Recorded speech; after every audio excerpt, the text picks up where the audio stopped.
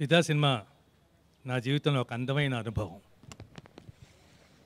మాది తెలుగు సినిమాలో ఒక విధంగా తొలితరం కుటుంబం మాది. మా తండ్రి గోపిచంద్ గారు అంటే అక్కినేని నాగేశ్వరరావు, రామారావు గారి కంటే ముందే రైతు బిడ్డ సినిమాకి స్క్రిప్ట్ చేశారు. ఆ తర్వాత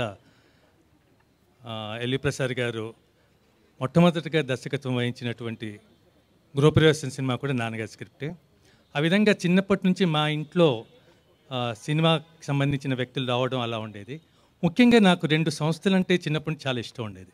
ఒకటి అన్నపూర్ణ సంస్థ, రెండోది విజయ సంస్థ.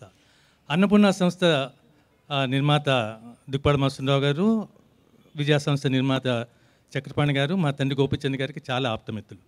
నాకు చిన్నప్పటి నుంచి ఆ 2 సంస్థలతో తెలియకుండా ఐడెంటిఫై అవుతూ ఉండేవాడిని. నా అదృష్టవశాత్తు అన్నపూర్ణ సంస్థ తీసిన పెళ్ళిడి పిల్లలు యాక్ట్ చేశాను. కానీ నేను సినిమా నటుడిని అయ్యాక విజయ సంస్థ సినిమాలు తీయడం మానేసింది. విజయ సంస్థలో సినిమాలు చేయాలన్న కోరిక నాకు ఫిదా సినిమాతో తీరిపోయింది. ఒక మిస్సమ్మ, ఒక గుండమ్మ కథ లాంటి సినిమాలో నేను నటించేటువంటి అనుభూతిని ఈ సినిమాతో నేను పొందాను.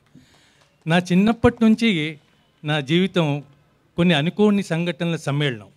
అంటే నా మొదటి సినిమా మా భూమి అలా వచ్చింది.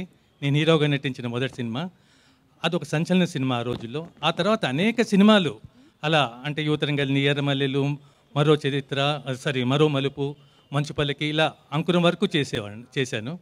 అన్నీ అనుకోని సంఘటనలే, అన్ని అత్యుత్తమ సినిమాలే, అన్ని మంచి మంచి దర్శకుల దగ్గర నటించిన సినిమాలే. ఆ సినిమాలు నేను అనుకున్న తర్వాత బ్రేక్ తీసుకున్న తర్వాత నాకు 2 సినిమాలు నా మీద చాలా ప్రభావం చూపించినాయి. ఒకటి ఏంటంటే కమల్ హాసన్ నటించిన మహానది, రెండోది అమితాబ్ నటించినటువంటి ఖుదాగవా. ఆ రెండిట్లో తండ్రి పాత్ర ఎంత అద్భుతంగా ఉండేదంటే అయ్యో ఇలాంటి పాత్ర ఎప్పుడైనా చేస్తే బాగుండే అనిపించేది. అది చాలా రోజుల తర్వాత, చాలా సంవత్సరాల తర్వాత సృష్టి నాకు ఒక అపూరూపమైన కానుగ్గా శేఖర్ కమ్ముల, దిల్ రాజు గారి ద్వారా ఫిదా సినిమాలో ఒక ఉత్తమమైనటువంటి ఒక తండ్రి పాత్ర ద్వారా నాకు లభించింది. నాకు నిజంగా ఎంత అంటే ఇప్పటికి కూడా ఆ సినిమాలో నటించిన తర్వాత నాకు వచ్చిన స్పందన అంటే దేశాల నుంచి, ఇందాక కూడా న్యూజెర్సీ నుంచి ఒక అమ్మాయి ఫోన్ చేసింది. అంటే ఇటు తెలంగాణ కరీంనగర్ నుంచి, అటు ఆంధ్ర మండపేట, వైజాగ్ ఇట్లా అనేక ఊళ్ళలో నుంచి అంటే మేధావులు ఫోన్ చేయడం కాదు, పిల్లలు ఫోన్ చేసి మిమ్మల్ని చూస్తుంటే మా నాన్న గుర్తొస్తున్నాడండి, మిమ్మల్ని చూస్తుంటే అలా అలా అందరూ అనమాట. ఇందాక న్యూజెర్సీ నుంచి ఒక అమ్మాయి ఫోన్ చేసి మా నాన్నగారు 15 days బ్యాక్ చనిపోయారని, నేను ఎవరితో మాట్లాడలేదు, నిన్న సినిమా చూసాక ఎలా అయినా సరే మీతో మాట్లాడాలనిపించింది అని అలా ఫోన్లు చేస్తుంటే నిజంగా నాకు అసలు ఎలా ఉందంటే ఆ స్పందన నిజంగా అంటే ప్రపంచంలోనే ఒక అత్యుత్తమైన తండ్రిగా నన్ను ఈ సినిమా తీర్చిదిద్దింది.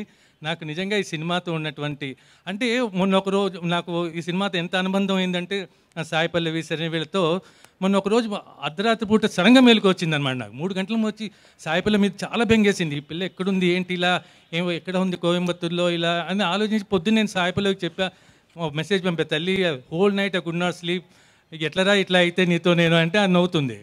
తర్వాత ఈ విషయం నేను ఏదో ఇంటర్వ్యూలో చెప్తే ఇలా చేసిందంటే నిజంగా ఎన్ని కాల్స్ అనమాట, ఆస్ట్రేలియా నుంచి, అక్కడి నుంచి ఎక్కడి నుంచి, అయ్యో మీరు ఎందుకు అట్లా బెంగగా ఫీల్ అవుతారు, మీరు వచ్చేయండి మా న్యూజెర్సీ, నా దగ్గర ఉండండి ఒక 6 months అలా ఆడపిల్లలు, తర్వాత ముఖ్యంగా మగపిల్లలు కూడా ఫోన్ చేయడం మొదలు పెట్టారనమాట. ఇవాళ కూడా చాలామంది ఫోన్ చేసి నేను మిమ్మల్ని నాన్న అని పిలవచ్చా, నన్ను మీరు కొడుకుగా ట్రీట్ చేస్తారా అని. నిజంగా ఇట్లా ఈ సినిమా నిజంగా నాకు ఎటువంటి అనుభూతుల్లో మిగిల్చింది. ఒక విషయం మీ అందరికీ తెలిసేమో, ఇంతకుముందు చెప్పాను ఇప్పుడు చెప్పాను, నాకు ఆశ్చర్యం అంటే నాకు అసలు పెళ్లి కాలేదు, పిల్లలు లేరు. అటువంటి నన్ను ఈరోజు అత్యుత్తమ తండ్రిగా సినిమా అంతర్జాతీయ స్థాయికి తీసుకెళ్ళట్టుంది. థ్యాంక్ యూ సో మచ్ మీ అందరికీ. ఈ సినిమా నిజంగా నాకు చాలా ఇచ్చింది. 2 పిల్లలకి తండ్రితనం ఇచ్చింది. తర్వాత శేఖర్ కమ్ముల గారు వాళ్ళ కుటుంబం నాకు ఎంత ఇష్టమో, వాళ్ళ కుటుంబం ఎంత మంచి కుటుంబం అది, ఆ కుటుంబంతో అనుబంధం. అలాగే దిల్ రాజు గారి ద్వారా ఆయన సోదరుడు నరసింహారెడ్డి గారిని నాకు అత్యుత్తమ స్నేహితుడిగా ఇచ్చింది. ఇలా ఫిదా సినిమాకి నేను ఫిదా అయిపోయాను.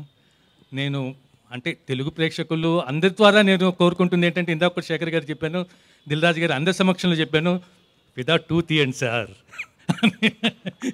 Thank you so much for everybody. Thank you sir, thank you so much. ఇప్పుడు